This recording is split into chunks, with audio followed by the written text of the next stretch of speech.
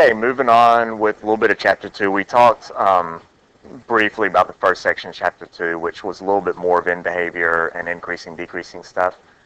Moving on into polynomials, we're actually going to start with monomials. Going to talk about in behavior again. Finding zeros, which is a fancy word for x-intercepts or roots and their multiplicity, and then we're going to sketch some graphs. Oh, goody. So, graphing monomials. A monomial is a polynomial with one term, hence the phrase mono. I was about to write mono again. That's stupid. Okay, so monomials just have one term, such as 3x to the fourth, negative 5x cubed, 1 half x to the seventh. It's just one thing. Something that's not a polynomial would be something like if I had f of x equals 3x cubed plus 2x minus 5. Here I'm adding three different terms. That's called a trinomial. Monomial just has one term, and we're going to graph those. And we're going to start with some real simple ones, like x to the fifth. Now, you should already know what x squared and x cubed look like. So x to the fifth is going to be kind of like that. And all I'm going to do is plug in some numbers real quick. Doesn't take long. If I plug in 0, 0 to the fifth is 0, so I'll plot the ordered pair 0, 0. If I plug in 1, 1 to the fifth is 1. If I plug in negative 1 to the fifth is negative 1. So it's going to hit those 3 points. And then what will happen with these monomials, I don't like my ordered pairs, they're kind of stupid looking. There we go. What's going to happen with your monomials is when you get far away from 0, if I plug in 2, 2 to the fifth is 32. These things sometimes will tend to take off. I can only go up to 8. 32 is going to be 4 times higher than what this grid will let me. So what I know is that when I plug in 2 and negative 32, or 2 and negative 2, I'm way off the grid. So I'm going to come in crazy steep for these high power monomials. I'm going to come down, then it does this little S thing at the origin, and then we're going to finish going down really steep. And I kind of missed my point, but just make sure you make your points nice and bold. But that's what an x to the fifth is going to look like. It looks a lot like x cubed. The only difference is x cubed would actually hit the point to 8, which is right here. So x cubed would have come in not quite so steep. It still would have gone through those 3 points. But what you'll find is that odd-powered monomials will look a lot like x to the fifth, and even-powered ones, like here I have x to the sixth, it's going to look a lot like x squared. If I made an xy table, I'll start plugging in stuff, like maybe if I plug in 1, you get 1, right? If I plug in 2, however, 2 to the sixth, plug that in your calculator, you end up with 64. So I'm even way further off the grid. So I'll plug in 0, and you get 0. If you plug in negative 1 to the sixth is positive 1. So this thing, all I know is that when I'm at 2 and negative 2, I'm way, way, way the heck up there. So I'm going to come in even steeper on this one. I'm going to hit those 3 points, and then it's going to curve back up.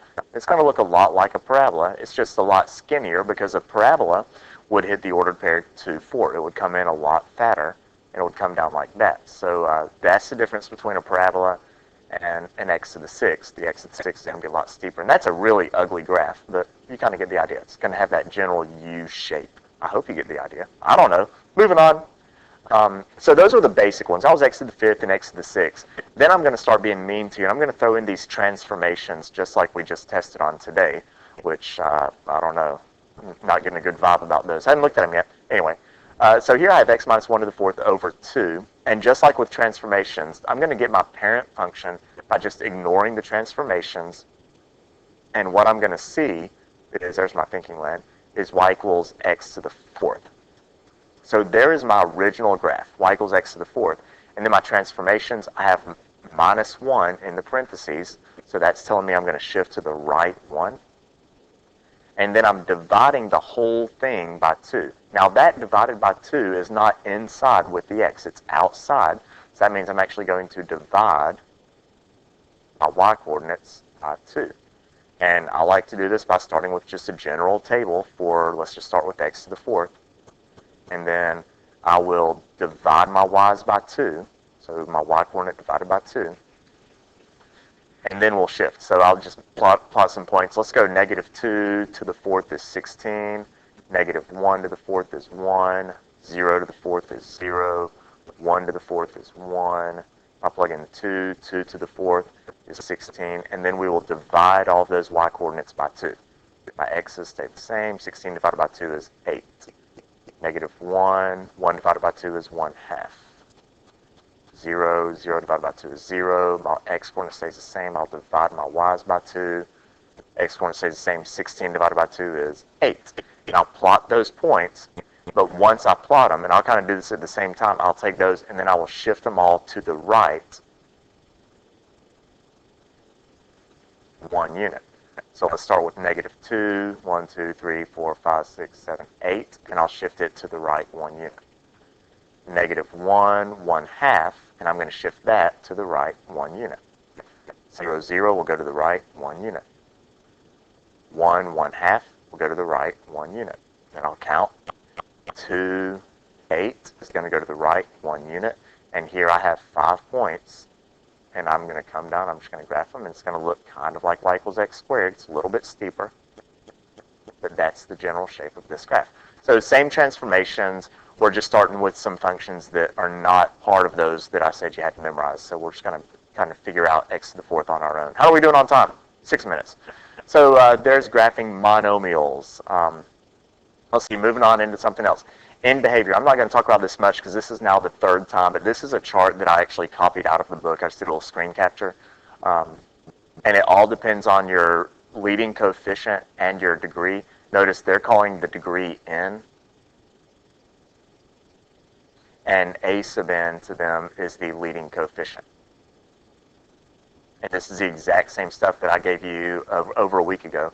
If your degree is odd and your leading coefficient is positive, then your left end goes down and your right end goes up. Now the middle stuff, that's kind of irrelevant. Whatever's happening in the middle doesn't matter. All we're looking at and all we're focusing on is what the far ends are doing. Here, if the degree is odd and my leading coefficient is negative, left end goes up, right end goes down. And same thing for these others. You can pause it and look at it or undo or whatever. I kind of scribbled through some of the stuff up there. So we're just looking at end behavior there, and that's the same end behavior we've talked about before, so I'm not going to hammer that much more. Moving on. Zeros. The zeros of a graph are the same thing as your x-intercepts, and they're also called roots. I will use all 3 of those phrases interchangeably. I don't really prefer one over the other. If I had to choose one, it would probably be roots. I use that word, I'm guessing, slightly more than the others. But if I ask you to find the roots or the x-intercepts or the zeros, it's the same as always. You plug in 0 for y, and then you solve the equation for x. For this one, we have a degree higher than 1, so you're going to want to try to factor. And the first thing I see is I can factor an x out. So it'll be x times x squared minus 5x plus 6, and then we'll continue factoring x times, that's x minus 2, x minus 3. And we get zeros of that one. The first factor gives me a 0 or an x-intercept of 0.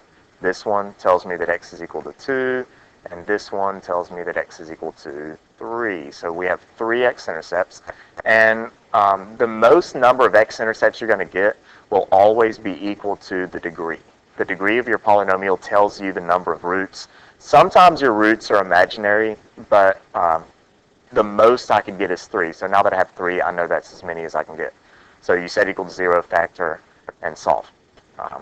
Here's another one, x to the 4th minus 3x squared minus 4. This one's not as obvious. You apparently don't do many of these because my students always get hung up on this one. But if your degrees on x, or if your power on x goes down in even increments, you can factor this one just like, and kind of go into thinking land, this one's going to factor the same way I would factor x squared minus 3x minus 4, which that factors to x plus 1, x minus 4. This is going to be the same thing. It's going to be something plus 1, something minus 4. The only thing is, I need my first terms to multiply to give me x to the 4th. So instead of x and x, it's going to be x squared and x squared. And the beauty of factoring is that you can multiply it back out, and if you get this, what you started with, you know you're right. We do need to continue factoring. X squared plus 1 does not factor. Do not try to factor x squared plus 1. It won't factor. X squared minus 1 will. X squared plus 1 won't. So we're going to leave that one alone, and it's going to come down as x squared plus 1. But x squared minus 4, that's a difference of squares. So this one, I'm going to factor to x plus 2, x minus 2. And then that's set equal to 0, and you set each factor equal to 0 to solve for x. X squared plus 1 equals 0. x plus 2 equals 0, x minus 2 is equal to 0, and you solve each one of those. These on the right are easy. X equals negative 2, there's one of my roots. X equals positive 2, there's my other root, or x-intercept. X squared plus 1 equals 0. If you tried to solve that, you get x squared equals negative 1, and x equals plus or minus the square root of negative 1, which is an imaginary number. There's no solution for that. So this is one of those cases where your imaginary roots account for all the rest of them. We have 2 real roots, but my degree was 4, and my other 2 roots actually end up being imaginary. You don't need to worry about that right now. We're going to come back and hammer that a little bit more later on. So we're just going to put that in thought land for now. So right now we'll just say we only have 2 x-intercepts, negative 2 and 2, but we'll come back and hammer out those imaginary ones later. How are we doing on time? 10 minutes, not bad. We have one more thing to look at. So finding x-intercepts is the same thing as setting the equation equal to 0 and solving. The last thing is multiplicity, and multiplicity is simply the exponent on the factor that gave you that x-intercept. So if I ask you to find all the roots of this thing, if I want to find x-intercepts, I'll set it equal to 0, and this one's going to be nice because I've already factored it. I have x minus 2, that's going to give me an x-intercept of 2. X-intercept, this one will give me an x-intercept of negative 1. This one, an x-intercept of 7, and excuse me. And then I want to talk about multiplicity. The multiplicity is simply the exponent on the factor. So this is x minus 2 to the first, so the multiplicity is 1. X plus 1 was to the second power, so the multiplicity is 2. And x minus 7 is to the fifth power, so the multiplicity is 5. And the reason multiplicity is important is if your root or your x-intercept has an even multiplicity, that means your graph touches the x-axis. And if it's odd multiplicity, that means the graph crosses the x-axis. For this one, really quick, what this means, I have an x-intercept at negative 1. So I have one at negative 1. I have another one at positive 2. And another one at positive 7. I know those are my 3 x-intercepts. Since 2 had an odd multiplicity, I know that I'm going to cross the x-axis here. Negative 1 had an even multiplicity, so I'm going to touch this one, and then 7 is to the fifth, so I'm going to cross that one also. And what this thing ends up doing is the graph will come down, and when I say it touches the x-axis, that means it just comes down and hits the x-axis and goes back up. But then I need to come back and hit it too. So it's going to cross it too, completely cross. But then I need to cross again at 7. So I'm going to come back up and hit that x-intercept and keep going. And this graph is going to look something like that. So when I say crosses, that just means the graph goes clear through the x-axis. Touches means it kind of bounces and comes back off. So we're going to do one more problem like that. Now I want you to actually sketch the graph, and we're going to use end behavior and multiplicity. So what we're going to do first is find the x-intercepts, or the roots, or the zeros, whatever you want to call them. I think I do prefer roots. Let's go with roots. It's like a great movie. Anyway, my roots are, my first one is x equals 0, and then x plus 4 gives me a root of negative 4, and 2 minus x, if I plug in 2 for x, I'll get 0. And let's go ahead and list the multiplicities also. So 0 has a multiplicity of 0. That was x to the first. That's multiplicity of 1. X minus 4 was squared, so that's multiplicity of 2. And 2 came from the cubed one, so that's multiplicity of 3. And remember, odd multiplicities means the graph is going to cross. And even multiplicities mean the graph is going to just touch. I'm going to make note what my graph does. And let's see, let's go ahead and sketch my x and y axis here. So what do I need? 0, negative 4, and 2. So there's my y axis, my x axis. I have an x-intercept at 0. I have another one at negative 4, 2, negative 3, negative 4. Then I have another one at positive 2. Now I'm going to determine my end behavior.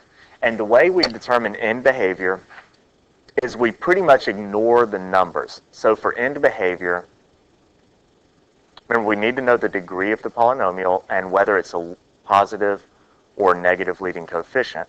So what I'm going to do is kind of fuzzy math, but I'm going to ignore the numbers. I have a 4 and a 2, and I'm only going to look at the x's because those are the important things. So I have x plus something to the second power, and then I have a negative x cubed. And then I clean all of that up. So I have x times x squared, that's x cubed, negative x cubed. If you cube a negative, it remains negative. X cubed times x cubed is x to the 6. You add those exponents, but it's negative. So what I see here is an even degree with a negative leading coefficient. So an even degree with a negative leading coefficient, that means both ends are going to be pointing down. So I'm going to start down here, and I'm going to end down here. Then to get the rest of the graph, I'm going to look at my x-intercepts and whether I cross or touch. At negative 4, that's my first one, we only touch. So I know I'm going to have to come up and touch negative 4, but I'm not going to cross. I'm going to have to come back down. Okay, well then I got to hit x equals 0. That's multiplicity of 1, that's odd, so I'm going to cross. So I'm going to come back to 0. I'm going to go clear through the x-axis because I'm supposed to cross. And then at x equals 2, it was odd multiplicity again, so I will cross. And crossing at 2 is what allows me to finish down low, which is where we should. So that's how we're going to sketch these graphs. And I think I'm done. 16 minutes. Jeez. Why do I always get past 15 minutes? One of these days I'll do better. All right.